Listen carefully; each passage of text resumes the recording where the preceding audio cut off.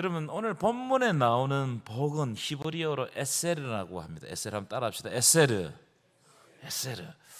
히브리어에서는, 우리나라에는 복하면 그냥 복이 한 단어지만 히브리어에서는 복은 크게 두 가지로 나눌 수가 있습니다. 한 가지는 뭐냐면 첫 번째 바라크입니다. 따라할까요? 바라크. 바라크는 무슨 뜻이냐면 번영하다, 충만하다, 뭐 이런 뜻입니다. 그래서 이 바라크의 복을 달라는 것은 우리가 번영하고 충만하고 잘 살게 해달라, 뭐 이런 뜻을 가지고 있습니다. 그런데 이 바라크라는 단어가 문장 속에서 쓰이면 무릎을 꿇다라는 뜻으로 써요. 무릎을 꿇다. 시편 95편 6절 보실까요? 한번 보여주실까요? 예, 한번 읽어볼까요? 시작. 오라 우리가 굽혀 경배하며 우리를 지으신 여호와 앞에 무릎을 꿇자. 여기 무릎을 꿇자라는 말에 해당되는 단어가 바라크입니다. 무릎을 꿇자. 무슨 말이에요? 하나님이 주시는 번영과 충만과 행복을 누리기 위해서는 우리가 하나님 앞에 복을 구하면서 무릎을 꿇고 경배해야 된다는 거예요. 이 이야기를 하고 있는 거예요. 무릎을 꿇자, 이게 바라크입니다. 엎드리다, 이런 뜻입니다. 여러분, 이 태도는 복과 생명이 하나님으로부터 온다는 것을 인정하는 태도예요. 여러분, 복과 생명은 하나님으로부터 온다는 사실을 믿으시기 바랍니다. 여러분, 하나님께 복 받고 싶은 사람은 이런 태도를 가져야 돼요. 이것을 알고 하나님께 무릎 꿇고 겸손하게 나아가는 삶의 자세가 바로 바라크입니다. 그래서 우리가 하나님 앞에서 좀 풍성한 삶을 누리고 싶으면 하나님 앞에 어떻게 해야 된다고요? 무릎을 꿇어야 된다, 이 말씀입니다. 두 번째, 히브리어에서 지칭하는 복이 아까 말씀드렸죠. 한번 따라합시다. 에세르. 오늘 에세르를 찾아보니까 똑바로 걷다라는 뜻을 가지고 있어요. 똑바로 걷다.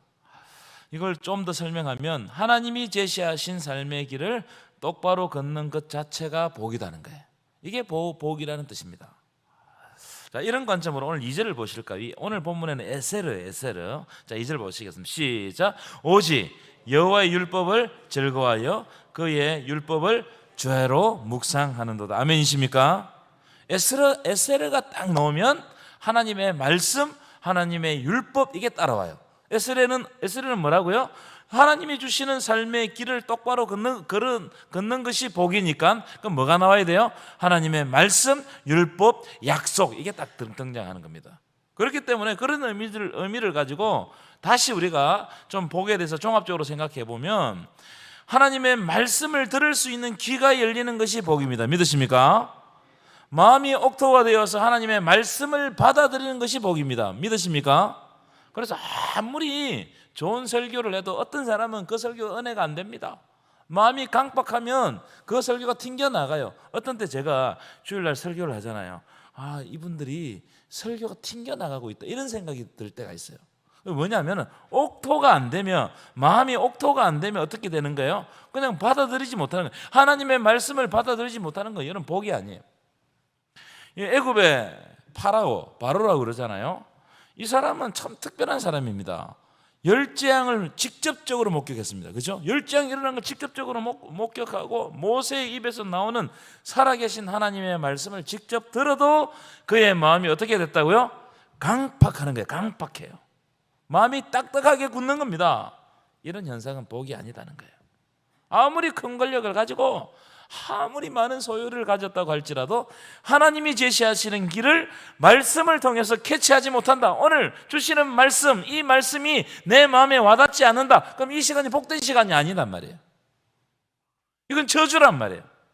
그러니까 하나님의 말씀이 떨어질 때 이것이 나에게 복이 되는 말씀, 나에게 이 감동이 되는 말씀으로 다가올 때 이게 복입니다.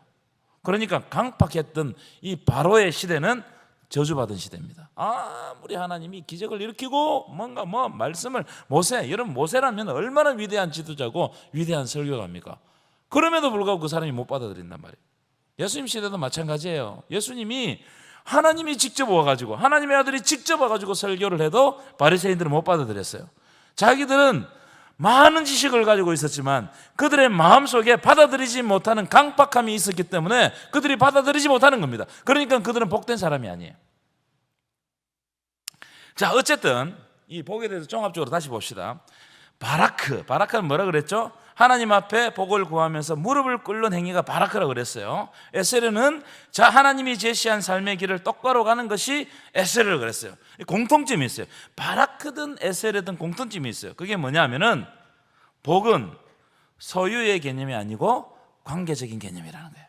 복은 무슨 개념이 아니고, 복은 가지는 개념이 아니고 관계를 맺는 거라는 거예요. 누구와 관계를 맺는가, 이게 너무나 중요해요. 지금 누구와 관계를 맺고 있냐, 이걸 오늘 1편을 시편 1편을 우리들에게 딱 보여주는 겁니다. 하나님과 관계를 맺고 그분으로부터 나오는 말씀을 듣고 그분 앞에 무릎을 꿇는 것이 복입니다. 아멘이십니까? 이걸 성경이 복으로 이야기하고 있단 말이에요. 그런 의미에서 보면 여러분은 다 복받은 사람입니다. 아무도 아멘을 안 하시네. 여러분은 다 복받은 사람입니다. 예. 지금 우리 아이들 밑에 내가 올라오기 전에 딱 보니까는 말씀 듣는 시간이더라고요. 참, 여러분, 저 아이들이 어릴 때부터 하나님의 말씀을 듣는 거, 이 진짜 복입니다. 아멘이십니까? 아이 사무엘이 세마포 옷을 입고 어디에 섬겼다고요? 성전에서 여호와 앞에서 섬겼다는 거예요.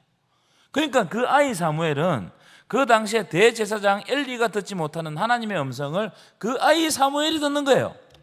그러니까 그 아이를 통해 가지고 하나님께서는 그 암흑의 시대를 열어가시는 거예요. 놀랍습니다, 여러분. 그래서 우리 아이들 중에 한 사람만, 사무엘 같은 사람만 놓으면 우리나라가 달라지고 이 지역이 달라지고 우리 교회가 달라지고 모든 것이 바뀌는 거예요. 한 사람만 나오면 되는 거예요. 그렇기 때문에 우리가 한 사람을 품고 키운다는 생각으로 우리가 전념해야 돼요. 아멘이십니까? 그래서 여러분, 우리의 자녀들이 하나님 앞에 예배자로 세워지고 있다면 이것보다 더 큰 복은 없어요.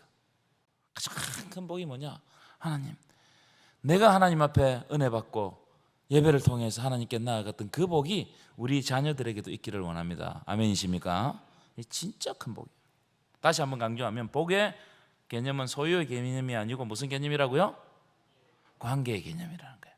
누구와 관계를 가지는가, 이 개념이다. 이걸 여러분 마음속에 딱 가지고 있어요. 자, 그런 의미를 가지고 오늘 1장 1절인데요 한번 읽어볼까요? 이 관계의 개념이 딱 나와요. 시작.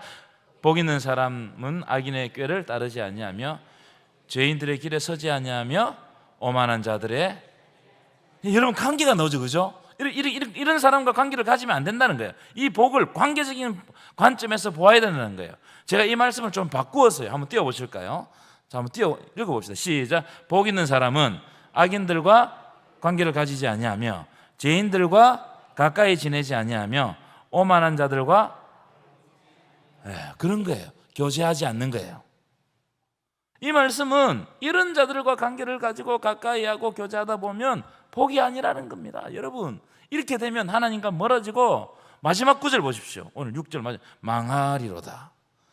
시편 1편은 복으로 시작하고 망하리라도 끝나요. 복으로 시작해서 망하리로다. 누구와 관계를 가지는가? 여러분, 누구와 관계를 가지고 있습니까? 다 돌아보셔야 돼요. 나는 일상에서 누구와 관계를 가지고 있는가? 이건 너무나 중요합니다. 이런 시조가 있죠? 까마귀 노는 곳에, 이런 거 잘 아시네요. 까마귀 노는 곳에 백로에 가지 마라. 이게 무슨 뜻입니까? 이 정몽주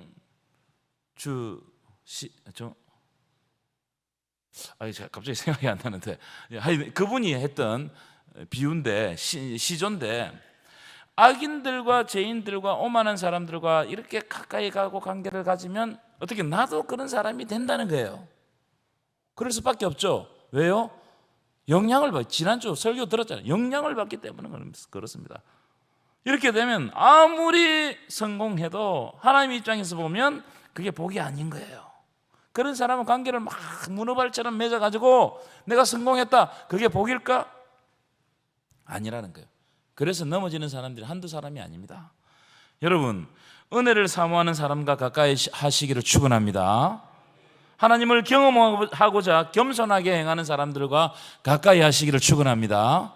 이 너무나 중요한 거예요. 그래서 결론적으로 뭐냐면 하나님을 만나고 그분을 가까이 해야 돼요. 하나님께로 가까이 나아가야 돼요. 그러니까 이 예배 시간, 기도하는 시간, 찬양하는 시간, 이게요 너무나 중요합니다. 우리가 하나님을 만나는 시간이죠.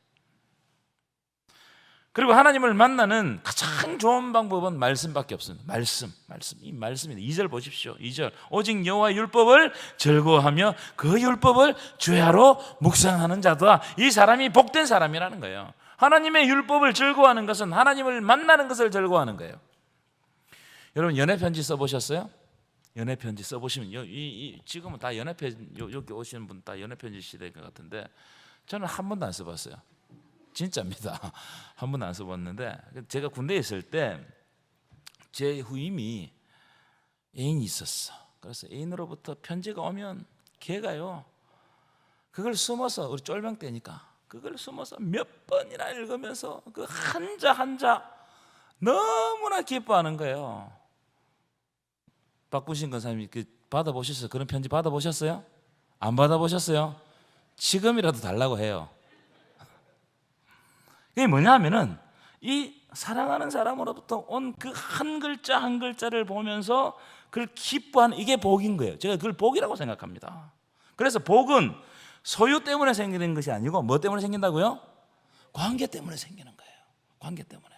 제가 화가 나서 막 들어갔는데 우리 딸이 와가지고 애교를 부리면 싹 녹아지잖아요. 물론 오늘 성경학교 하러 나오기 전에 내가 화를 불같이 내고 나왔는데 그런데 와가지고 또 싹 하면 그 관계 때문에 내가 그 애의 아버지인 것이 너무나 행복한 거예요. 복은 뭐라고요? 소유 많이 가졌다고 생기는 게 아니고 관계, 하나님과 관계를 맺는 것이 복이란 말이에요. 아멘이십니까? 그래서 하나님과의 관계에서 기쁨이 있고 즐거움이 있는 이게 복이에요. 그래서 교회에 와서 찬양하고 기도하고 말씀을 듣고 예배 드리는 것이 즐거우면 그게 복이에요. 여러분 지금 즐거우십니까? 감사합니다. 아멘. 그게 안에서 뭐라 켤라 했는데. 그래서 그런 의미를 가지고 3절 한번 보시고 3절입니다. 함께 읽겠습니다. 시작. 그는 시냇가에 심은 나무가 철을 따라 열매를 맺으며 그 잎사귀를 마르지 아니함 같으니 그가 하는 모든 일이 다 형통하리로다. 여러분 복 있는 사람은 하나님의 은혜의 시냇가에 뿌리가 놓인 사람이에요. 하나님의 은혜의 영향을 받는 사람이에요.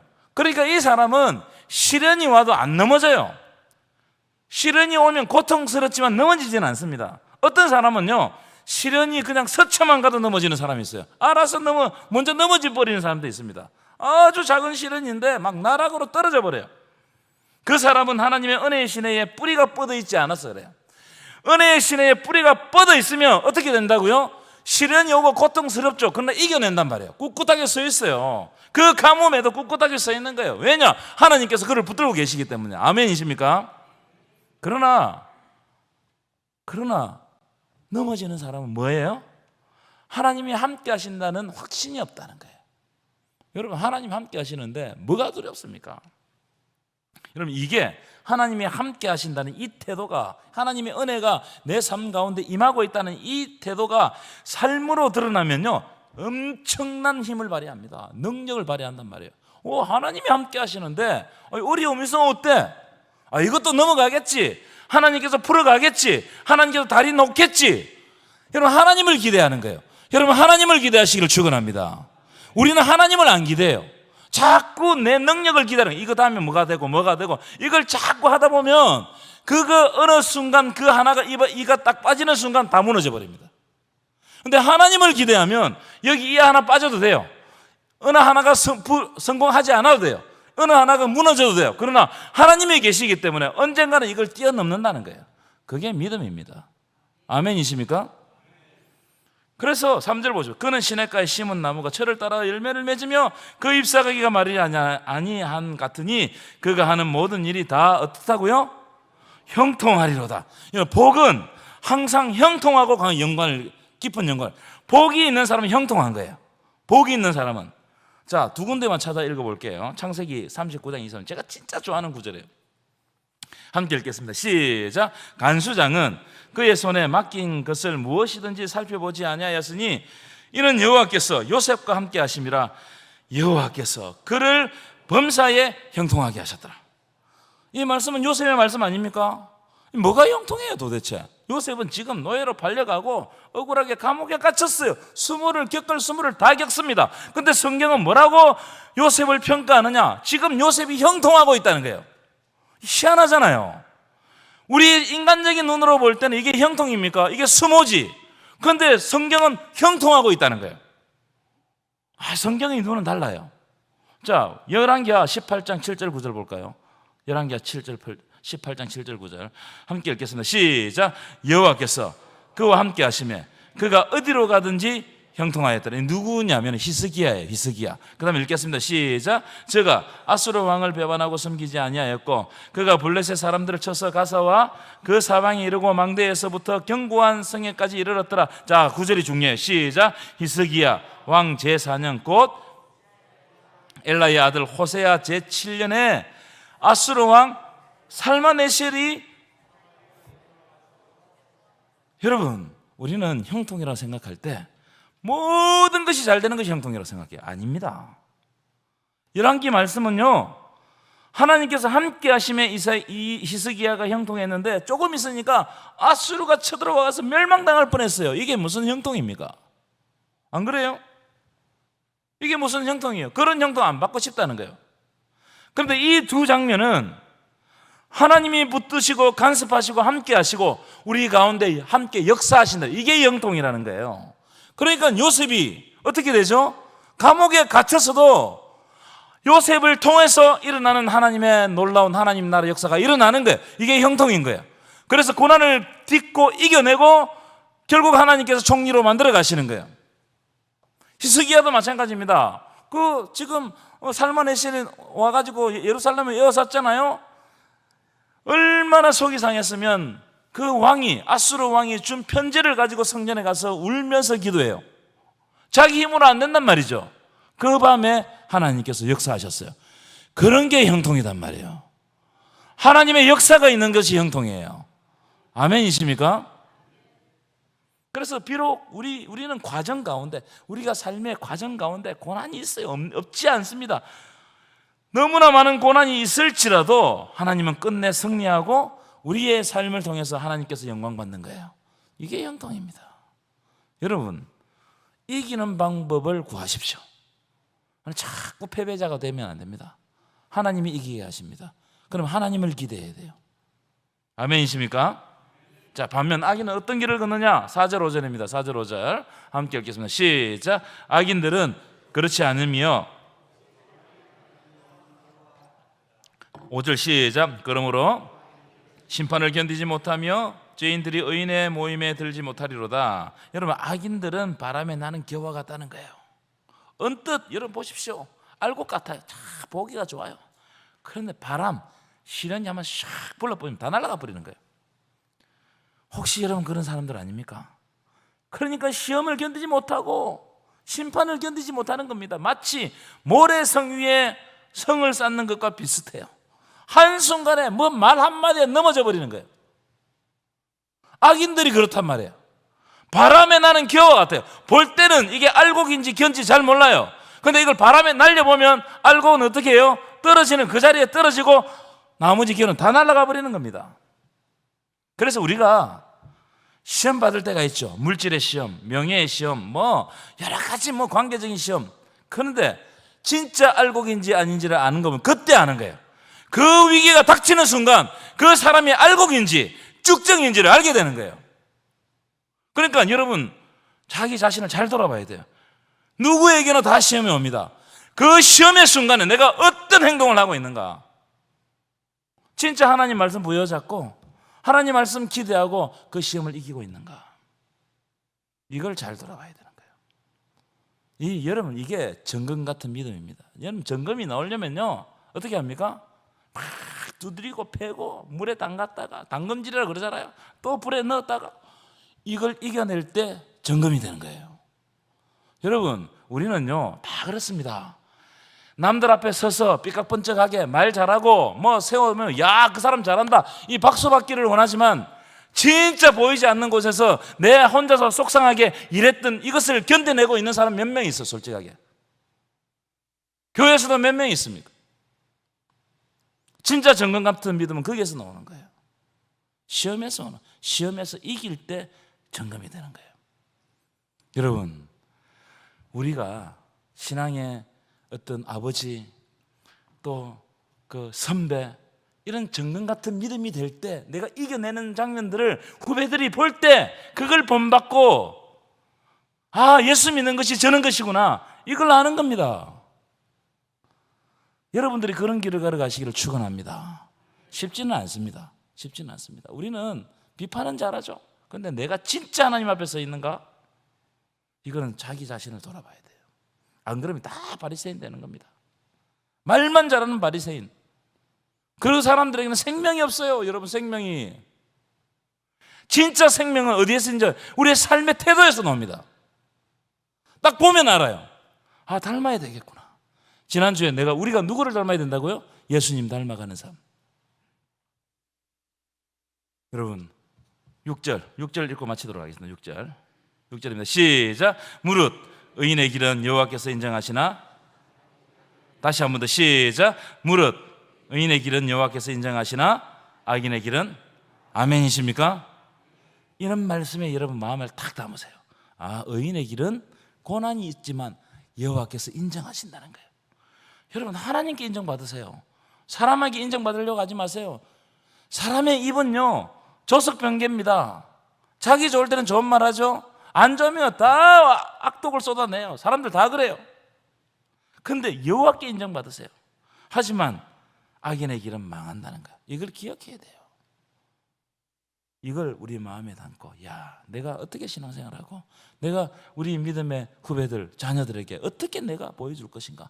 내가 이 고난을 이기고 넘고 이것을 통해 가지고 하나님을 기뻐하고 하나님을 믿는 것이 진짜 저런 것이구나, 이걸 보여줄 때 하나님께서는 우리를 통해 가지고 하나님 나라의 충만함을 펼쳐 가시는 겁니다. 아멘이십니까? 이런 놀라운 역사들이 여러분 삶 가운데 일어나기를 간절히 축원합니다.